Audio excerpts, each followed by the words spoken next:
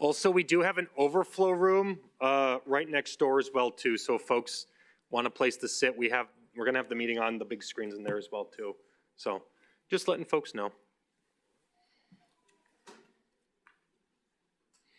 And also another commentary too, we have some LTC students here for a civics field trip today. So we're gonna show them what local government is all about. So thank you all for being here today and being part of a lesson plan. So they're in an overflow room as well too. In a polite Yeah, in a polite manner, exactly.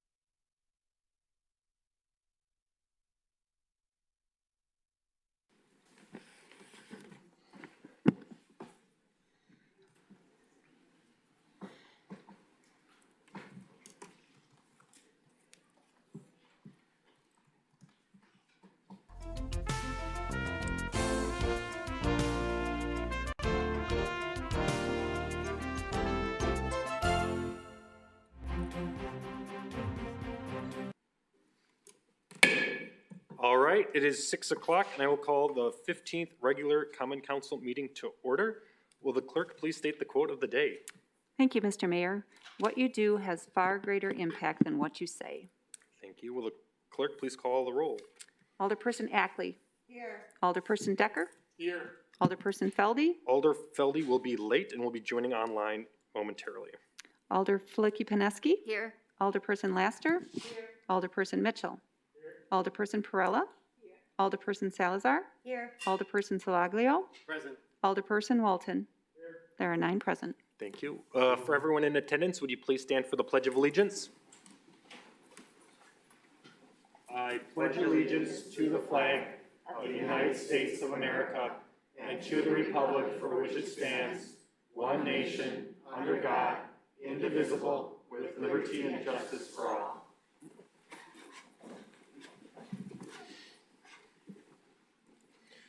All right, 1.3 approval of the minutes. Alder Flicky-Paneski. I move to approve the minutes of the Common Council meeting on October 18th. Second. All those in favor of approving the minutes, please state aye. Aye. Anyone opposed? Minutes are approved. Next is confirmation of mayoral appointments, 1.4, city attorney. There is one appointment from the mayor submitting the following appointment for your consideration. Alderperson Andre Walton to the Public Works Committee. Thank you. Alder Flicky-Pineski. I move to confirm the appointment of Andre Walton to the Public Works Committee. Second. There's been a motion second. Any discussion? Seeing none, this is a roll call vote. Please refer to your board docs.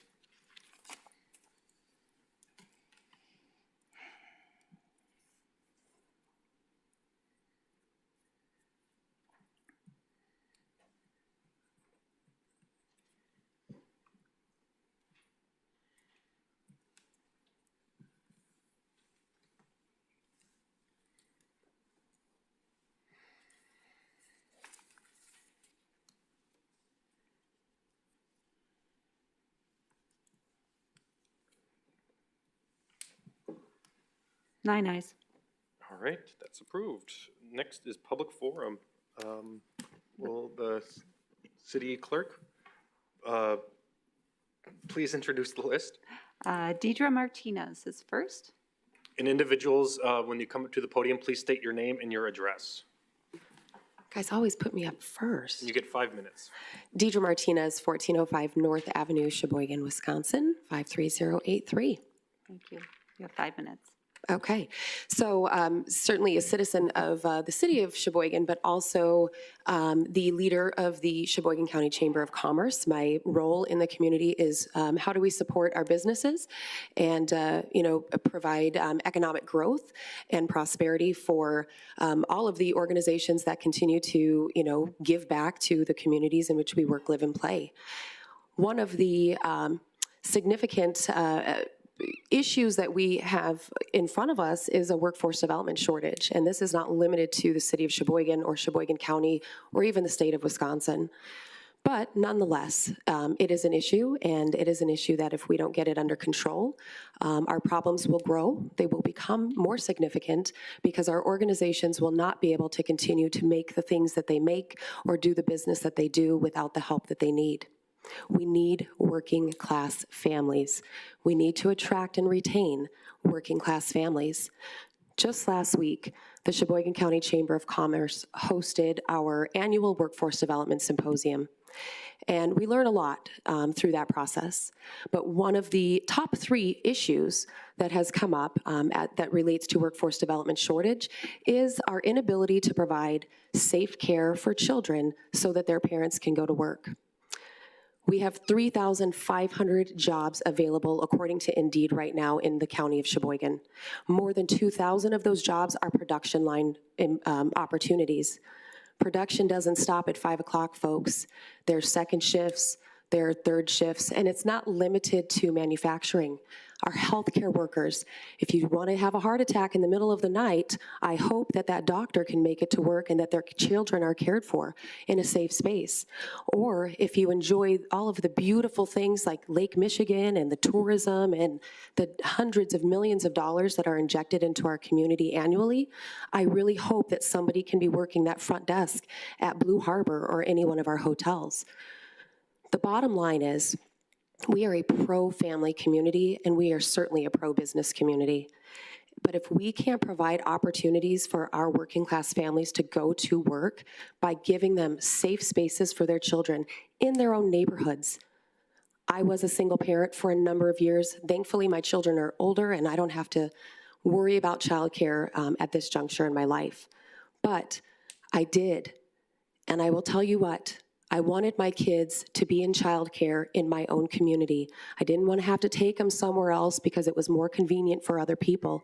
I wanted them to be in the space where they feel comfortable, in the neighborhood where they are growing up, with the friends and the people that they know, near their schools, near their parks, near all of the things that they know and love in their little scope of life. So I encourage you to consider how detrimental it is if we don't provide new opportunity to give childcare in a safe space in our neighborhoods for a million dreams. It's detrimental. Our employers, they can't do it anymore, and it's not their responsibility to do it. But they need workers, and if they don't have workers, they don't pay taxes because they shut down operations and they move to other places. And that's the crossroads that we're at now. So consider that. Thank you. Thank you.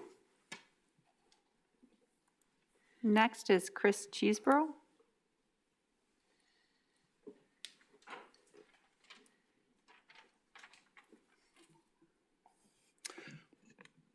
Hello, my name is Chris Cheeseborough. I live at 1734 North 6th Street. Good evening, Council Member, Mr. Mayor. I could stand before you tonight as an employer who can't access potential employees because of childcare shortages. I could stand here as a longtime resident of that neighborhood next to Sheboygan Christian. I grew up on 4th and Valrath, went to kindergarten at Sheboygan Christian. I live over on 6th Street now. My parents live on Euclid. I could stand here as a parent of 3 kids who I sent to daycare in a residential neighborhood nowhere close to my work or my home because at the time it was the only one available, so I took it. I am going to stand here as a member of the neighborhood who intends to be part of the neighborhood for decades to come, God willing. I asked myself 2 very practical questions. One, about the zoning. MR8 zoning. What is it, and is it appropriate for that building regardless of the occupant? I looked into it, and in the building codes, it is described as an area for those who want to live in a moderately high-density residential environment and who retain enough land with their residents or in their development to ensure that the desired community character is maintained. That makes sense to me. I also ask myself, can a 365-day-a-year, 24-hour-7 operation exist in this type of neighborhood, enhancing it, not disturbing it? I found out just a few blocks away, there's a hospital that operates 365 days a year, 24 hours a day, 7 days a week. It's been there for decades. Most of us opened our doors last night to Spider-Man and Elsa, a bunch of other critters. And, you know, I didn't ask them what neighborhood they came from, what shift their parents worked. If they were polite and said trick or treat, I just gave them candy. By 6 o'clock, actually 6:30, my street was pretty quiet. Everyone had wrapped up. Kids were getting shuffled off to bed. School was tomorrow. You know, I expect that A Million Dreams is going to assume that same responsibility, making sure that our kids are watched and cared for and well rested for the next day. A Million Dreams wants to be a neighbor in that neighborhood, which I support. For those ceasing to want neighbors, they may find themselves someday without a neighborhood. Thank you for your time. Thank you. Next up is Mary Lynn Donahue.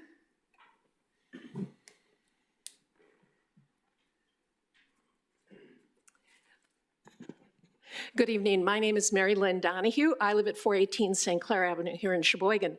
But for most of the time that I was growing up, I lived at 2215 North 4th Street, which is just around the corner from Sheboygan Christian School and Church. In fact, I see some of the old neighbors who were in the neighborhood when I was growing up there. Sheboygan Christian School was a place where children were lively, where they were learning, where their parents came to pick them up, and there was a lot of traffic on 4th Street for 10 or 15 minutes as kids ran to the car to see their parents. What it was is a neighborhood school.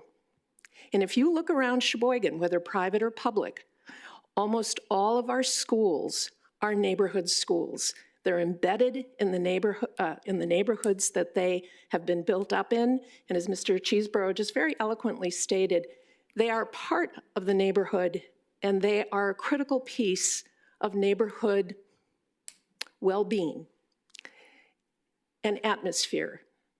And their presence in neighborhoods, far from being detrimental, is very, very positive. All right, a daycare center is not a school per se, but we have the same kinds of activities that many of the same activities that schools have. Children come for a period of time. Most daycares educate kids. They go out and play. So I'm just going to ask you to think back to if you lived in a school in a neighborhood that had a school, when it was recess time, the kids were out, they were yelling and having a great time. To me, it's just a wonderful sound. It's the sound of a neighborhood, and it is part of the fabric of the community, as the other speakers have talked about. Sheboygan Christian School it's a small, relatively small building. It's in pretty good shape. When I was president of the Sheboygan County Head Start, we looked at buying that building for all of our facilities. Something else came up. It is a good place, I believe, to begin to have a daycare center that over time will meet the needs of so many parents. Deidre Martinez spoke about the need for childcare.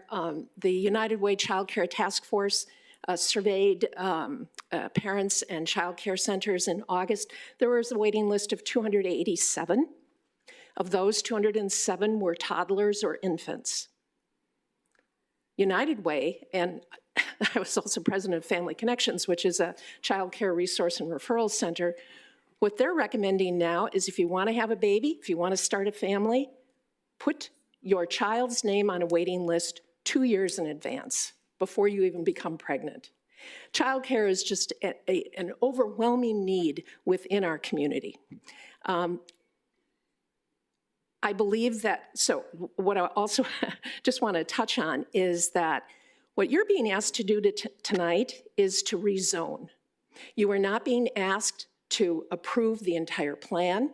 I will tell you the state of Wisconsin is extremely rigorous in terms of licensing childcare facilities. You are not being asked to judge the financial viability of the project or the people who will be there. All you are being asked to do tonight is to approve the rezoning.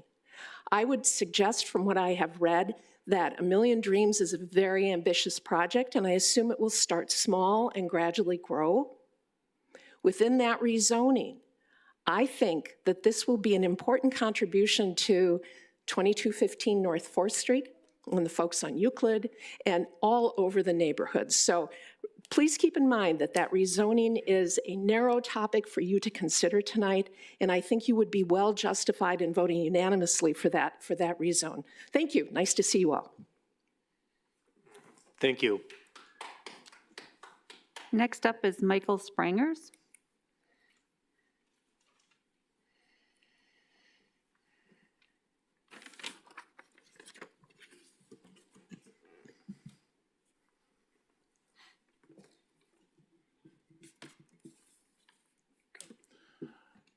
Good evening. My name is Mike Sprangers. I live at 2216 North 4th Street. My property actually shares 2 property lines with Sheboygan Christian Elementary. My driveway runs the entire length of the playground, and my backyard looks directly into the school. I agree with everything that's been said tonight. I agree with the need for childcare. I agree with the mission that A Million Dreams is looking forward. I do not believe that rezoning this property for a 24/7, 365-day-a-year operation is the correct course of action for Northeast Sheboygan. We have lived in a quiet, purely residential neighborhood where only the extraordinary disruption was that of an elementary school operating during the day. We were able to reliably count on activity during a relatively set daytime hours, quiet weekends, quiet holidays, and no activity during the summer. Giving the opportunity for a 24/7, 365-day-a-year operation clearly will be a disruption to the neighborhood. There will be noise pollution during the day and on the night and on the weekends. We've heard ourselves and seen in the papers that there will be traffic. To deny that would be ridiculous. However, it's not a line of cars at the same time because of those differences in shifts and times. That's a quote. This is exactly one of the main concerns of our neighborhood. If this property is rezoned, it will bring more traffic at all hours of the day and hours of the night. In today's world, there are no more standard set start and end times for first, second, or third shift. I know, I work in manufacturing. Many facilities and businesses operate with various shift times. People are working all sorts of hours, depending on their field and even what accommodations are offered by their employer. Employers are now, because of the labor shortage, they're offering flexible hours. They're offering times that need to be picked up and dropped off at any time. Again, I'm not going against the mission of A Million Dreams. I ask you alders, have you considered or communicated with A Million Dreams and asked if there are any other facilities or locations in the city of Sheboygan available for similar use? Are there other facilities or locations in Sheboygan with even fewer to no homes in the immediate area? Are there facilities available in a more centralized location in Sheboygan that would better serve the community A Million Dreams hopes to serve? I question and challenge the long-term effects of this rezoning. What if A Million Dreams falls through and the area is still rezoned? What happens then? Who can occupy the building? How could this change the landscape of our area? These possibilities need to be considered before any vote is cast. I have concerns that this change is being considered as a short-term solution with a long-term ripple effect. This corner of Sheboygan is a sought-after and highly valued section of the city of Sheboygan. With the addition of a 24/7, 365 operation, there's potential of devaluing my property as well as many properties adjacent and near the facility. We bought our property knowing we would only have the school operations during the aforementioned times. It was something we could count on. Now I question, what will my evenings look like, how much noise will be coming from the area, and what can I expect on the weekends and holidays? It was claimed that when Angel walked around the neighborhood back in September that she had 90% of the people who answered the door were very excited for this project. These are 150 signatures of the immediate surrounding area opposing the rezoning of the school. Not opposing the project, opposing the rezoning of the school.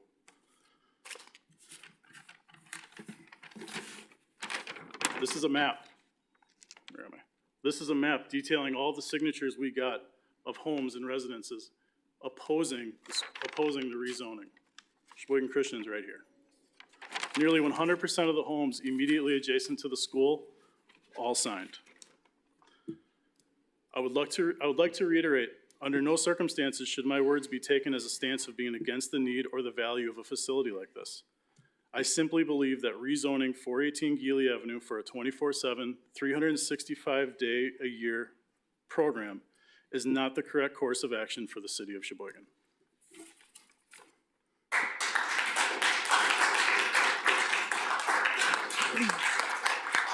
The next person is Bradley Torp.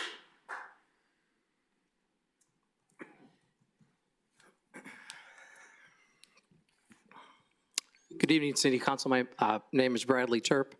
Address is 2015 North 5th Street here in Sheboygan, Wisconsin. This is a big decision when it comes to a community. Obviously, it affects everybody. And as a neighborhood and neighbors in this community, we understand that. The biggest problem is the conversation has been pretty much one-sided. From the beginning of this project, it has been, you need to be along with us, otherwise this is still going to happen. That was from the letter that was given to us by A Million Dreams for the people that live in this neighborhood.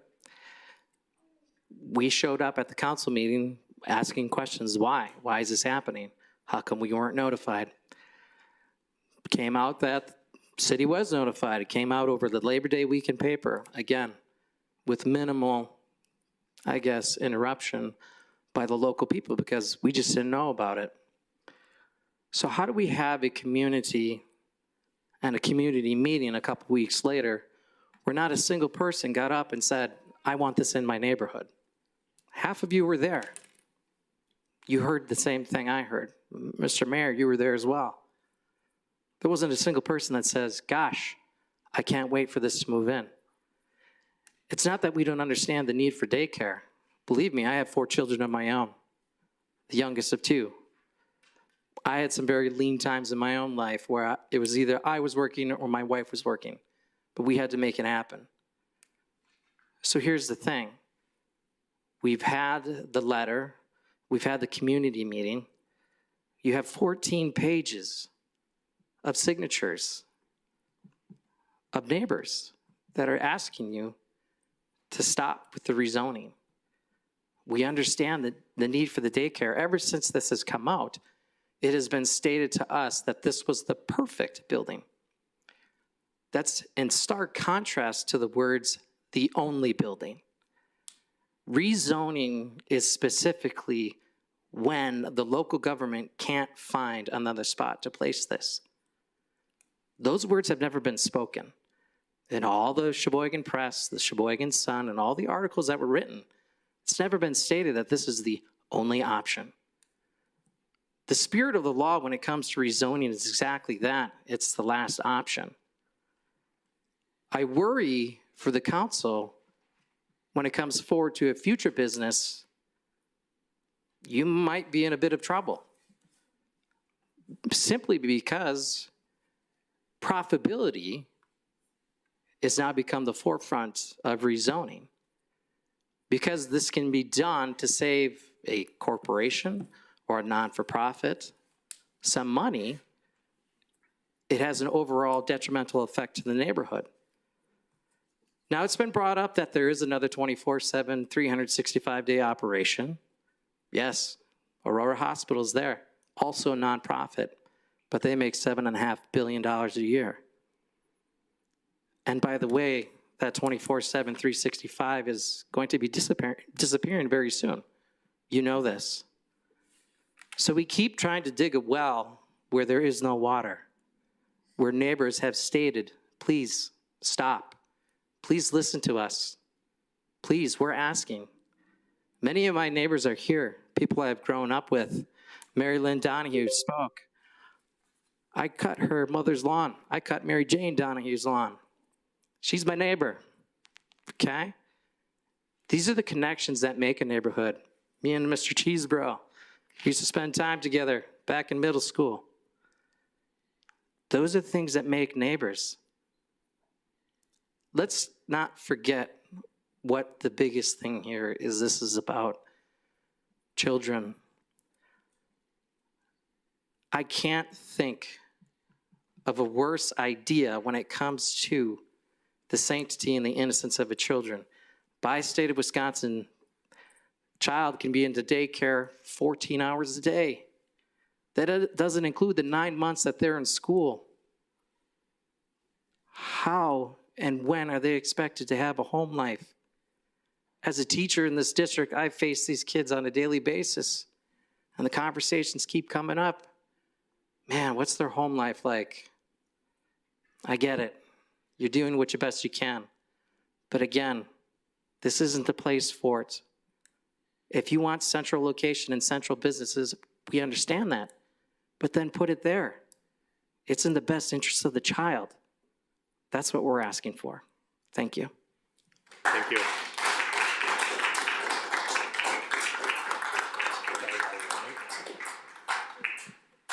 All right, that concludes public forum for this evening. Next up is mayoral announcements. I'll keep it short today since we have some pretty big items on the agenda. First off, I just want to thank everybody for attending this meeting tonight. I think that this is a true reflection of a country that we live in, and this is something that we should be proud of our neighbors coming together, whether we're for or against this item before us today for the rezoning. So I just want to thank you all for that as well, too. So with that, we'll move on to the consent agenda, 2.2 through 2.13. Alder Flicky-Paneski. I move to receive and file all reports of officers and receive all reports of committees and adopt all resolutions and ordinances. Second. There's been a motion second. Any discussion on the consent agenda? Yes, Alder Decker? Yes, thank you, Mayor. I just wanted to point out there's 2.13. This is a win for us and I'd just like to recognize our city forester for his work in this. Tim Bull. We're actually, this area is going to be maintained, brought up to standard for a forested area like this, and the city's going to be actually make money out of this. So I just wanted to recognize his accomplishments with this. Thank you, Alder Decker. Any additional comments on the consent agenda? Alder Flicky-Pineski? I have a question on 2.3. State your question. 2.3 is regarding the zoning that is under consideration here. Is that accurate? City Attorney? So that is a petition, and so you can take whatever notice that you wish of it. But because it was filed when it was filed, it's on the consent agenda for filing today. So this is the petition that was on our desk when we arrived. Is that accurate? I don't know what was on your desk. This was the petition submitted by the neighbors as stated by the gentleman prior. So if you click on the attachment, you can view the petition. Okay. And it's a communication like we get from other constituents too, stating a thought or an idea on it as well. So we receive it and file it. We receive and file. Thank you. Any additional comments on the consent agenda? Seeing none, this is a roll call vote. Please refer to your board docs. And then is Alder Feldy online now? I am. Hey Barb, thanks for joining us. You're welcome.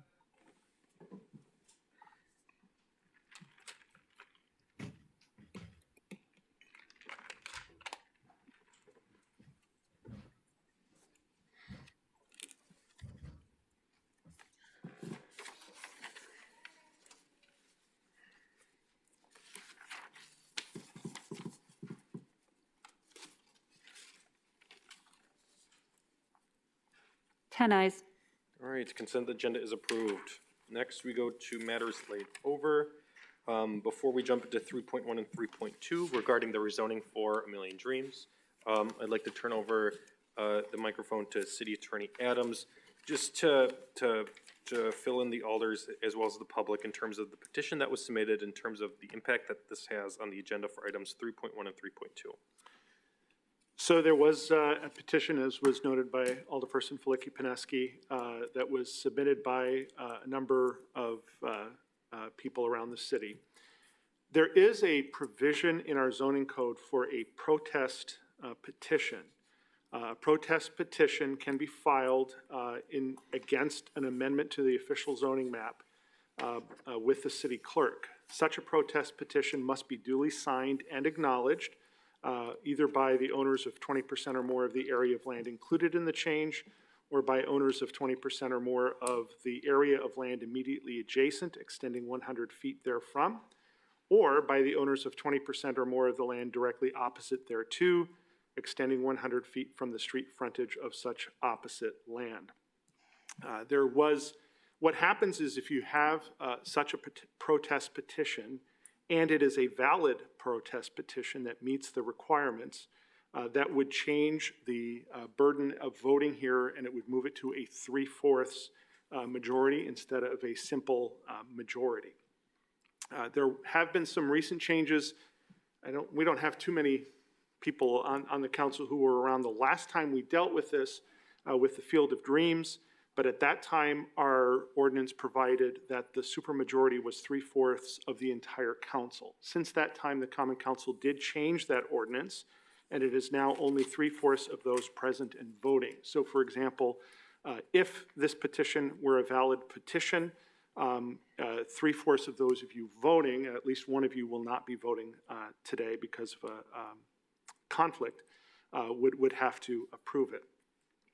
The only signatures that are relevant, though, are those that meet the criteria. And in this case, the vast majority of the signatures on the petition do not meet the requirement of being owners of 20% or more of the area included in the change or within 100 feet therefrom. We did take a look. It does appear that at least the 20% portion was met. There were owners of 13 of the 36 lots that were impacted appear to have signed. There were a number where there were renters, or there were people who didn't actually own the property, or not a majority of the owners of the property signed, in which case we could not count that. However, there is another factor here that really is sort of a hurdle that was not met by this petition, which is that in order for this to be a protest petition under the zoning map, it needs to not only be duly signed, but also acknowledged. The best way that I can describe that is all of you have all gone and gotten signatures to get your name on the ballot. And you'll note that you don't necessarily have to have a notarized signature for every single one of those signatures, but there does need to be someone who has passed out those signatures, who acknowledges that they knew personally the people on there and that is their true and correct signature. None of that appeared on the protest petition. As a result, this is not a valid protest petition, and therefore it is a simple majority that would be required. Now, if you pass it by a 3/4 majority, none of that really matters. So the definition of acknowledgement comes from Chapter 140 of the state statutes, and that is the definition that we're using in determining acknowledgement here today. All right, thank you, City Attorney, for that. So we'll jump into 3.1, RO number 762122 by the City Plan Commission, to whom was referred General Ordinance number 182122 by Alderpersons Flicky Pineski, amending the city's future land use map of the Sheboygan Comprehensive Plan to change the land use classification of property located at 1418 Geely Avenue from industrial and commercial facilities to two-family residential classification. Wishes to report that this matter was discussed at a regular meeting of the Plan Commission on August 24, 2021. Alder Flicky Pineski. I move to receive the RO and adopt the ordinance. Second. There's been a motion and second. Any discussion on this item? Alder Decker. I want to start out the conversation a little here. I'd like to ask Director Belichick and Director Solokolowski if they could just kind of give an overall view of what the property could be under its current zoning, what facilities can go into this building. Thank you, Alderman Decker. I'm Steve Sokolowski. I'm the manager of planning and zoning. What you're taking a look at tonight is the rezoning of the property at 1418 Geely Avenue. Right now, the property has a zoning designation of suburban residential, which is similar to the rest of the neighborhood. It's a single-family zone. In that suburban residential zone, uses that are permitted are single-family. Conditionally permitted are things like school, churches, hospitals. So that's why you see a number of those in single-family residential neighborhoods.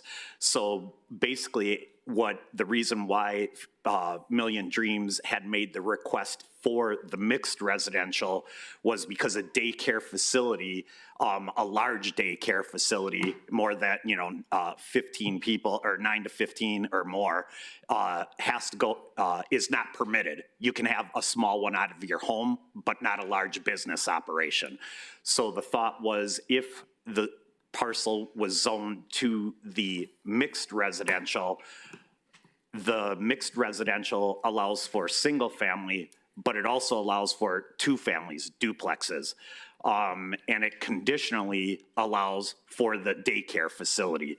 So a lot of the uses that are in the SR5 are very similar, other than the duplex and the conditional use permit for the daycare facility. So the idea, I think, behind the rezone was not to put it to an urban designation, urban residential, which allowed for apartments, or commercial, which allowed for businesses, restaurants, taverns. The thought was this was more restrictive than those others, but still allowed the daycare, which was a similar use to the school. So that was the premise as to, I believe, the applicant's reason for making the rezone before you today. Okay. Thank you. Any follow-up questions for? I just wanted to ask, what kind of facilities could go into there? I was told that there were some other facilities that could go into there. Could you kind of expound on that a little bit? Sure. One of the facilities, and oftentimes, I'm sure you've heard some things, I've heard some things in the public, is there's some facilities that are called community-based residential facilities. What are community-based residential facilities? Those are facilities that take care of the elderly, the disabled, alcohol and drug dependent. There are a number of these community-based residential facilities throughout the city. They are allowed in any type of zone, whether it's the suburban residential, which it's zoned today, or whether it's the mixed. So those types of uses could apply, not need anything from the council, go to the City of Sheboygan Plan Commission for a conditional, or for a permit, and the city has a lot less teeth in terms of regulating those specific types of uses. So this is a large facility that those types of uses would have the ability to make a permit to apply to use those for that purpose. Okay, thank you. I guess. Another follow-up? Now, just want to make a quick comment then about this. I mean, I guess from what I see, I think a daycare most closely aligns with a former school building. If there's anything that aligns to go into this building, I think it is. And I think the Sheboygan Christian's going to sell this property. They're going to sell it to someone. They're not going to let this property sit. They need to sell this. They need the money. They need the money for to operate. They need the money to expand upon their facility that they just built. And so they're going to sell this property, and something is going to go into there. And I think this probably most closely aligns with that.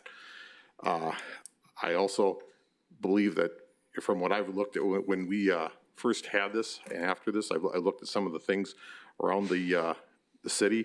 The majority of daycares in the city are located in residential neighborhoods. And I think that's where you want them, actually. So I will be supporting this. Thank you, Alder Decker. Alder Prella? No, public forum is closed. Alder Prella, you have the floor. Just to follow up on what the director said before, can you please reiterate, there is no other institutional use that comes with MR8, which is not already acceptable with MR5, except for the child care facility? I mean, the uses that are different would be a duplex, a two-family. Obviously, we're not going to do a two-family there. And then the other is an off-site parking lot. But other than that, other than the daycare facility, and the reason why this is before you today, other than that, the uses are very similar, and that was the thought behind it, was to try to keep it as restrictive as possible in this residential neighborhood.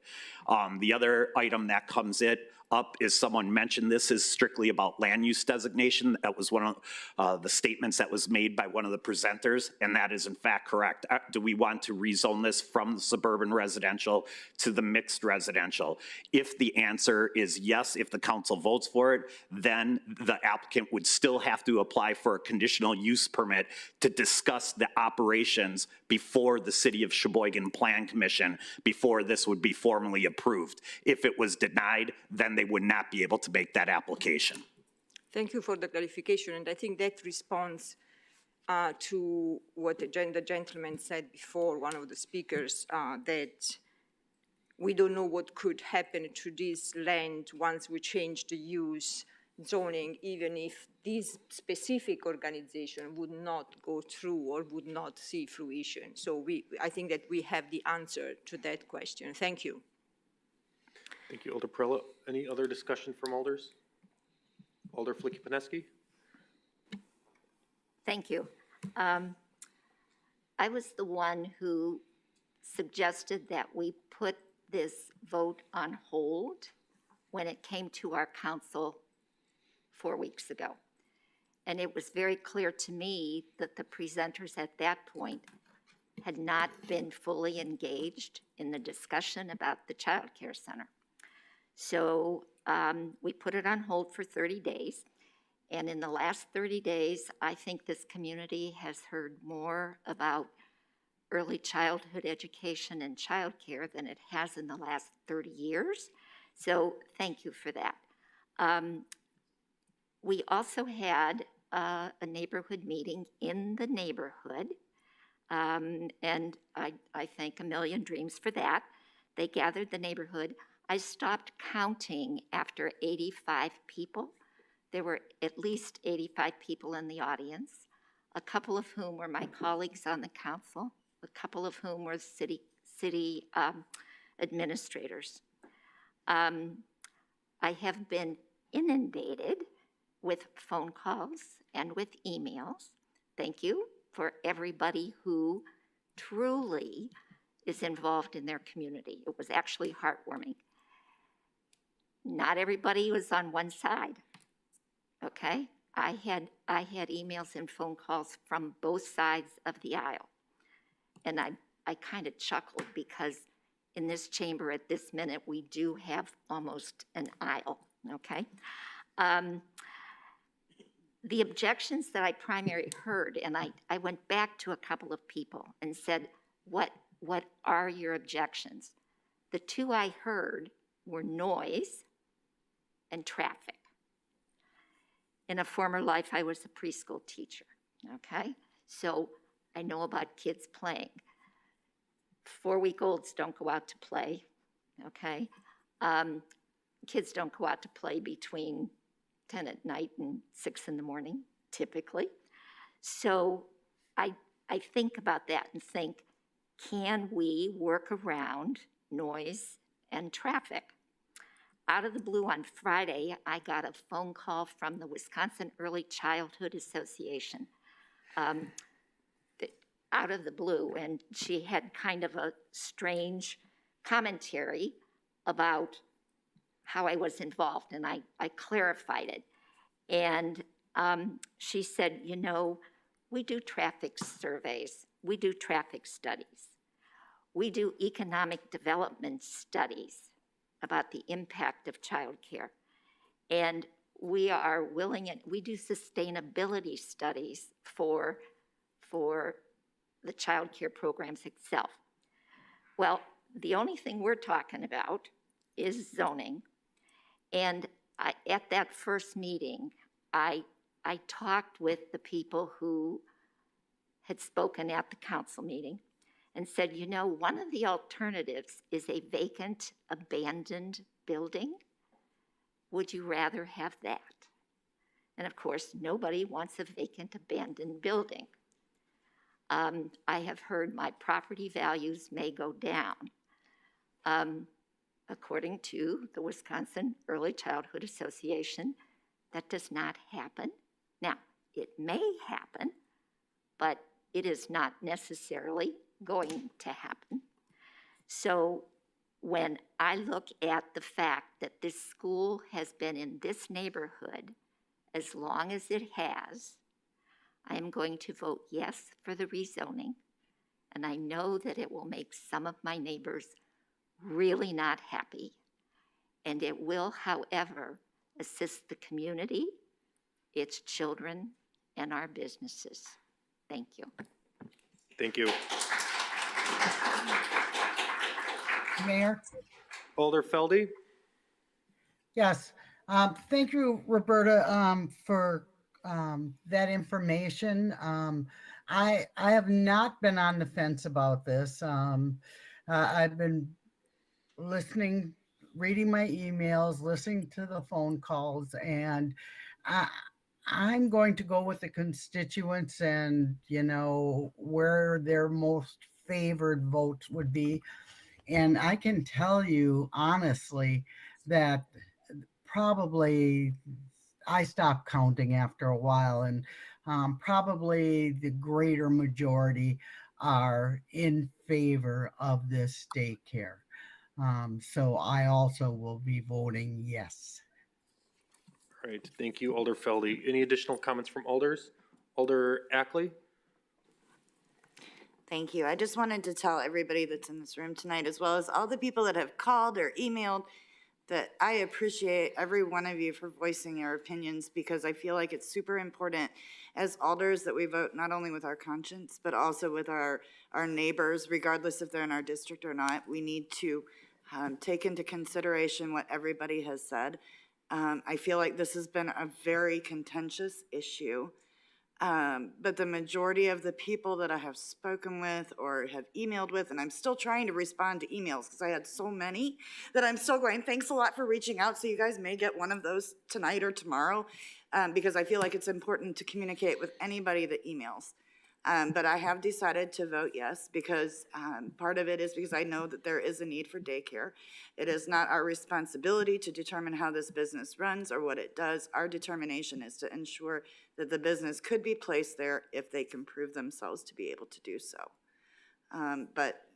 Like I said, my main concern was listening to everybody, but the majority said that they want this daycare here, and so that's why I'm voting yes. Thank you, Alder Ackley. Alder Perella. I want to add my voice to that, and I am in agreement with my colleagues that just spoke about the fact that I was extremely impressed by all the people that reached out to us. We received a number, I too stopped counting. I was really impressed and positively impressed, but also I tried honestly to be open to any concern I read of each individual email. So I tried to be as open as I could on this matter. And I too support, and I will vote yes, because I think that overall, it may be in the best interest on the long term for this community. Thank you, Alder Perella. Any other comments from alders? Seeing none, this is a roll call vote. Please refer to your board docs.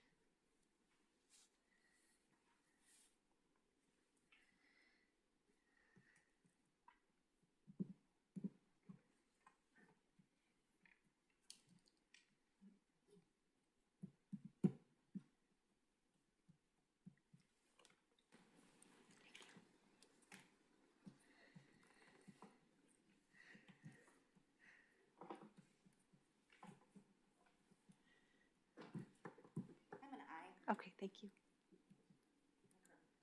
That's okay. 9 ayes, 1 abstain. That's approved.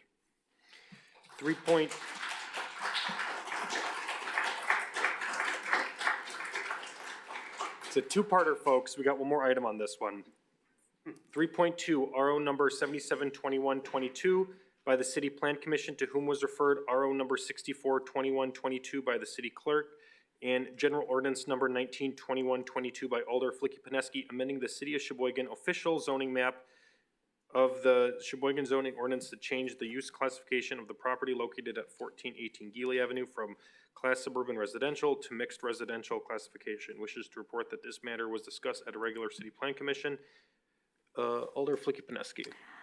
I move to receive the report of the officers and adopt the ordinance. Second. It's been motion second. Any discussion on this item? Seeing none, this is a roll call vote. Please refer to your board docs.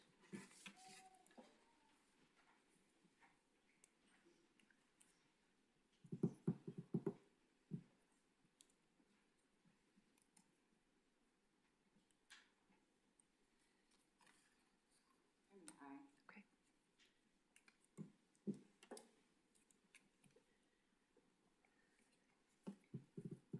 9 ayes, 1 abstain. That item is approved.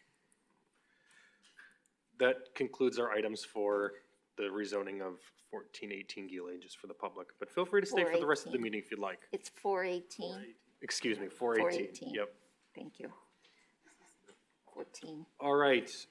Next item on the agenda is 4.1. That will be referred to the Public Works Committee.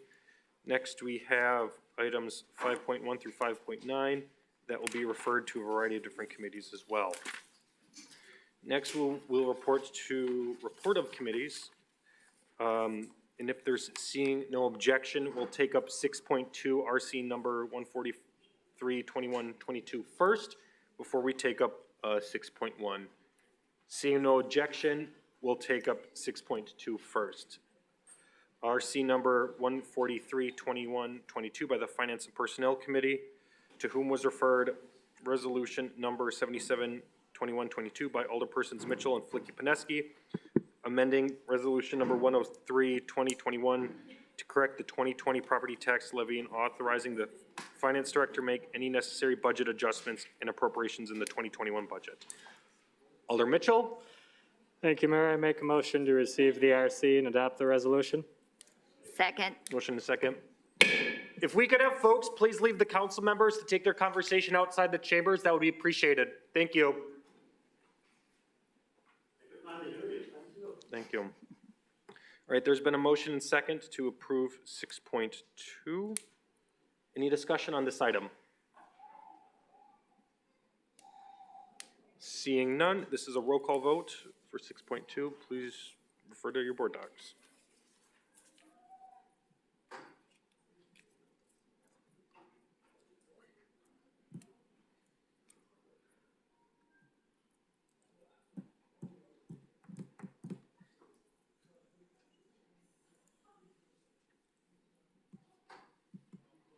Ten ayes. All right, 6.2 is approved.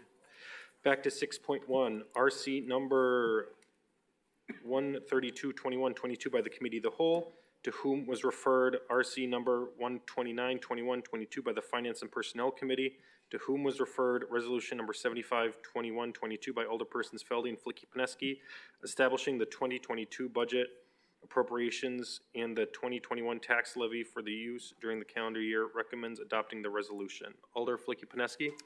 I move to receive the report of committee and adopt the resolution as amended at the second special common council meeting. Is there a second? Second. Motion second. Any further discussion on this item? Seeing none, this is a roll call vote. Please refer to your board docs.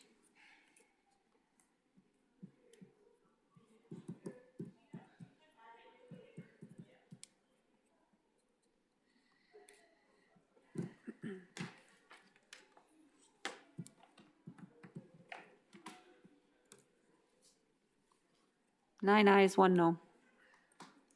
That is approved. General ordinances 71 through 73 will be referred to a variety of committees. Number 8.1, matters laid over, city attorney. Thank you. There's one item that is another matter, and that is RO 101-2122, submitting various license applications. And that will be referred to the Licensing Hearings and Public Safety Committee. We've exhausted the agenda. Alder Flicky-Pineski, is there a motion to adjourn? I move to adjourn. Second. Been a motion and second. All those in favor of adjourning, please state aye. Aye. Anyone opposed? We're adjourned at 6:54. Thanks you, everyone.